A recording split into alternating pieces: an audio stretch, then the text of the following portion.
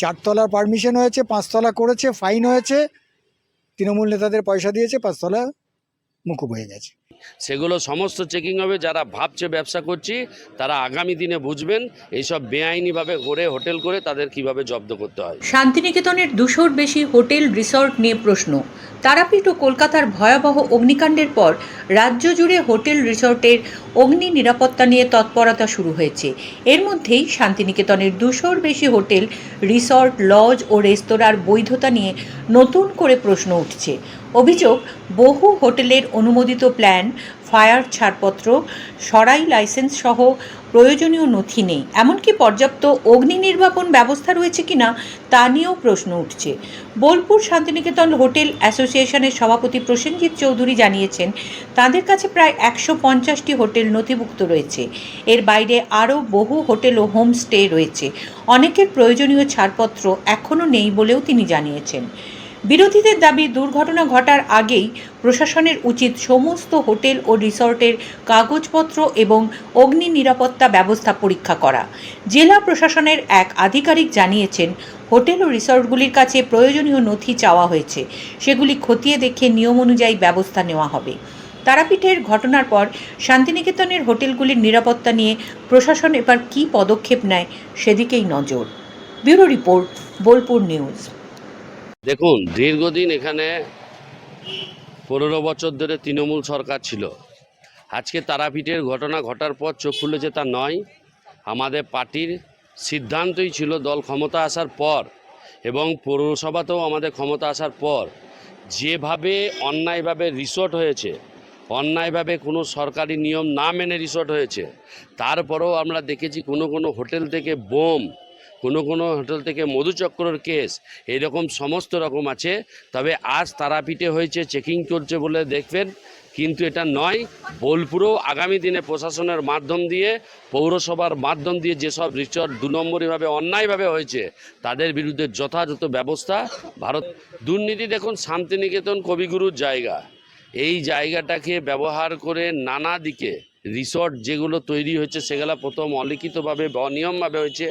সেখানে মধুচক্রের কেস হয়, কখনো কোনো বোম বেরোয়, কখনো কোনো ক্রিমিনাল থাকে।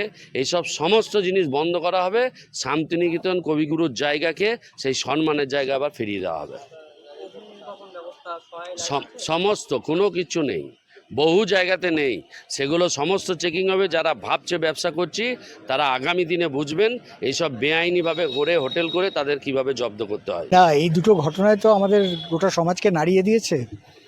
অনেকেই জানতো যে এই হোটেলগুলো যেভাবে চলছে সেগুলো নিয়ম অনুযায়ী চলছে না, সবাই জানতো।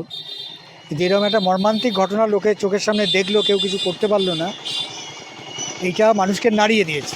এবং আমাদের বোলপুর শান্তিনিকেতন নিয়ে আমরা খুবই চিন্তিত এরপরে, কারণ শান্তিনিকেতন বোলপুরে প্রচুর হোটেল রিসর্ট আছে যেগুলো শুধুমাত্র তৃণমূলের নেতাদের পুষ্ট করে এই হোটেলগুলো তৈরি হয়েছে, কোথাও কোনো আইন পাস করা বা কিছু হয়নি আর কি।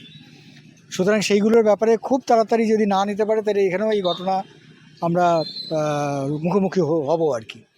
আর এর সঙ্গে যেটা আরেকটা দরকার সেটা হচ্ছে বোলপুরের ফ্ল্যাট, যেভাবে ফ্ল্যাটগুলো উঠেছে, কম জায়গায় উঠেছে, অনেক জায়গায় ফ্ল্যাট আছে, হোটেল আছে যেখানে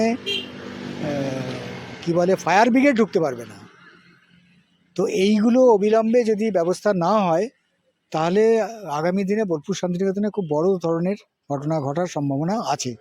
সুতরাং আমরা সবাই চাইব যে প্রশাসন খুব শক্ত হাতে এটা ধরুন, কে নিয়ম নিয়ে করেছেন, নিয়ম নিয়ে না, নিয়ম বহির্ভূত করেছেন, মানে তৃণমূল আমলে আমরা দেখেছি তো, নিয়ম বহির্ভূত মানে হচ্ছে তৃণমূল নেতাদের পকেট ভরা হয়েছে। চারতলার পারমিশন হয়েছে, পাঁচতলা করেছে, ফাইন হয়েছে, তৃণমূল নেতাদের পয়সা দিয়েছে, পাঁচতলা মুকুব হয়ে গেছে। এই সব বিষয়গুলো যদি ধরতে না পারে, এখন যদি রাজনৈতিক দল না ধরে তাহলে মানুষ ধরবে, এবার জনগণই ধরবে। এবং সেক্ষেত্রে সবাইকে ঐক্যমতের ভিত্তিতেই এটা ধরা উচিত এবং এটার একটা সুরাহা হওয়া উচিত। সব টাকা পয়সা নিয়ে হয়েছে, মানে তৃণমূলের সরকারের চলাকালীন সাধারণভাবে যা হয়েছে টাকা পয়সা নিয়ে হয়েছে। তো ফলে এই যে হোটেল ব্যবসাগুলো গড়ে উঠেছে, ঠিক এখানে প্রচুর মানুষ আসেন, তাদের জন্য হোটেল রেস্টুরেন্ট সব দরকার, এগুলো ঠিক আছে, কিন্তু সেটা তো নিয়ম মেনে করতে হবে। এই যে আজকে কলকাতায় যা ঘটনা ঘটলো, বা তারাপীঠে, এই যে তারাপীঠে একটা উন্নয়ন পর্ষদ শুরু হয়েছিল শুধুমাত্র এই পুরো তারাপীঠটাকে দেখার জন্যে, তারপরে এই ঘটনা ঘটেছে। তো বোলপুর শান্তিনিকেতনে সেরকম কোনো বিষয়ই নেই। এই সবটা নিয়ে আমরা সবাই খুব চিন্তিত।